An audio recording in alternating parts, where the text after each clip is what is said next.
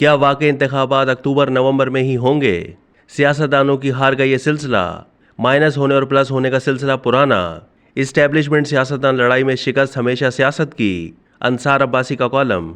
रोज़नामा जंग के कॉलम निगार और सीनियर सहाफ़ी अंसार अब्बासी अपने कॉलम सियासतदानों की हार का ये सिलसिला, इसमें लिखते हैं कि सवाल पूछा जा रहा है, क्या वाकई इंतखाबात अक्टूबर या नवंबर में होंगे? इस सवाल का जवाब एक और सवाल से मुंसलिक है कि क्या इमरान खान के माइनस होने और नवाज शरीफ की अमली सियासत में वापसी के अमल के मुकम्मल होने तक इलेक्शन मुमकिन है। किसी के माइनस होने और किसी के प्लस होने का ये सिलसिला पुराना है जो रुकने का नाम नहीं लेता, जिसमें अगर इस्टेब्लिशमेंट का हमेशा कलीदी किरदार रहा तो सियासतदान ने भी कभी इस सिलसिले को रोकने की कोशिश नहीं की, बल्कि उल्टा ऐसा किरदार अदा किया कि इस्टेब्लिशमेंट के इस किरदार को मजबूत ही किया जाए। सिविलियन बालादस्ती का नारा सियासतदानों की तरफ से सिर्फ उसी वक्त लगाया जाता है जब सियासी तौर पर उन्हें अपने लिए इसमें फ़ायदा नज़र आता है। जब इस्टेब्लिशमेंट के साथ ताल्लुक से उन्हें अपने इक़्तिदार में आने की उम्मीद होती है तो फिर वो सियासी बालादस्ती के इस नारे को भुलाकर इस्टेब्लिशमेंट के कंधों पर बैठकर हुकूमत में आने के लिए हर जायज़ नाजायज़ काम करने पर तैयार हो जाते हैं।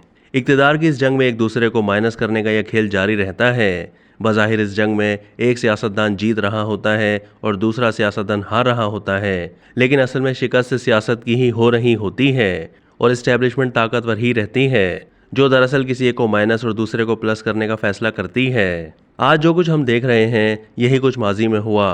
आज जिस बात पर इमरान खान को बहुत एतराज़ है, चंद साल पहले वो उसी खेल का हिस्सा थे। कल इमरान खान नवाज शरीफ के माइनस होने पर खुश थे, आज पूरी पीडीएम नून लीग बशमूल नवाज शरीफ इमरान खान के माइनस होने पर खुश हैं। कल जिन हालात का नून लीग को सामना था, आज वैसे ही हालात का तहरीक इंसाफ को सामना है। 9 मई के वाक़यात की वजह से तहरीक इंसाफ के लिए सूरत हाल ज़्यादा ख़राब नज़र आती है, लेकिन इसकी असल जिम्मेदारी इमरान खान और पीटीआई पर ही आती है। सिविल और इस्टेब्लिशमेंट के दरमियान ताकत की जंग कभी सिविल के हक़ में नहीं हुई और उसकी बड़ी वजह यह रही कि सिविल हुकूमतों ने कभी परफॉर्मेंस और कारकर्दगी पर तवज्जो नहीं दी, इदारा बनाने में दिलचस्पी ना दिखाई, गवर्नेंस अदम तवज्जो का शिकार रही, मईशत भी अदम इस्तेहकाम का ही शिकार रही। अगर सिविल हुकूमतों का कहीं जोर रहा तो वो एक दूसरे की टांगें खींचने पर, जिसका नुकसान हमेशा सियासतदानों को ही हुआ, वो एक दूसरे के खिलाफ इस्तेमाल होते रहे। अगर मियां नवाज शरीफ ने 2017 में अपने इक़्तिदार के खात्मे, जिसमें इमरान खान का अहम किरदार था, उस पर वोट को इज्जत दो का नारा लगाया, तो 3 बार इस मुल्क का वज़ीर आज़म बनने वाले मियां नवाज शरीफ ने जनरल बाजवा की एक्सटेंशन की हिमायत करके उसी नारे की नफ़ी कर दी। इमरान खान अपने पूरे दौर इक़्तिदार में आर्मी चीफ के गुण गाते रहे और अपने सियासी मुखालिफों को चोर डाकू कहते रहे, उन्हें जेलों में डालते रहे और अहम से अहम मुल्की मफाद के मामले पर भी ओपोजिशन से हाथ मिलाने और उसके साथ बैठने के लिए एक बार भी तैयार नहीं हुए।